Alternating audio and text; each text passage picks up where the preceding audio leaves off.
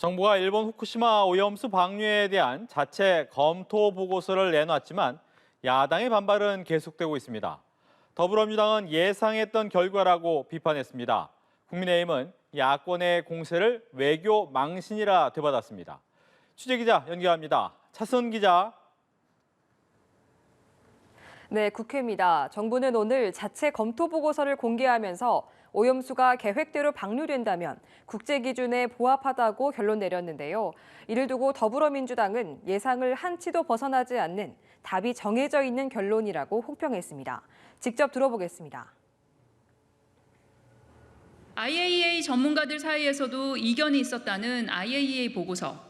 그런데 이 보고서와 하등 다를 것이 없는 결론을 내린 윤석열 정부. 부끄럽지 않습니까? 반면 국민의힘은 IAEA 사무총장에게 공개 토론을 요구하고 오염수 방류를 반대하는 일본 3인당을 초청하는 등 야당의 행보를 외교 망신이라고 반격했습니다. 이 모든 일은 과학적 사실이 밝혀짐에 따라 궁지에 몰리자 대한민국이 국제사회의 웃음거리가 되든 말든 영끌 선동을 통해 그 궁지를 빠져나가려는 출구 전략으로 보입니다. 일본의 오염수 방류가 초읽기에 들어가면서 민주당은 국회 철야 농성 등 공세 수위를 높이고 있는데요. 오는 10일에는 일부 의원들이 일본을 방문해 총리 관저, IAEA 일본 지사, 일본 국회 앞에서 집회를 열 계획입니다. 김건희 여사 일가 특혜 의혹이 일었던 서울 양평 고속도로 사업을 국토교통부가 전면 백지화했지만 논란은 수그러들지 않고 있습니다. 차 기자, 여야는 사업 무산 책임을 서로에게 돌리고 있다고요?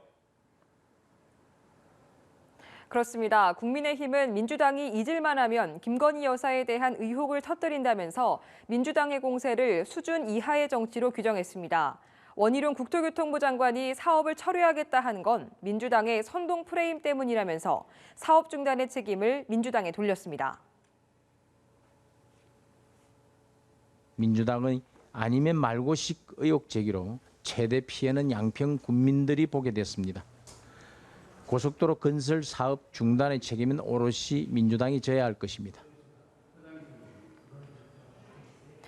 윤재욱 국민의힘 원내대표는 연합뉴스TV와의 통화에서 정치 공세로 추진이 어렵게 되니 잠시 사업을 중단한 건데 상황이 해소되면 다시 가능하다고 본다면서 민주당은 가짜뉴스 대신 합리적인 대안을 제시해야 한다고 말했습니다.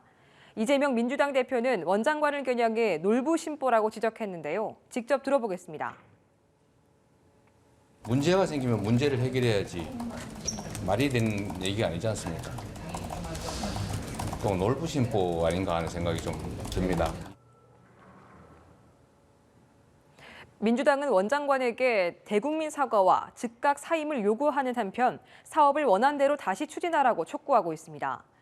당내 TF단장인 강득구 의원은 백지화 결정은 국가의 법적 시스템을 무너뜨리는 것이자 행정 독재라고 비난했습니다.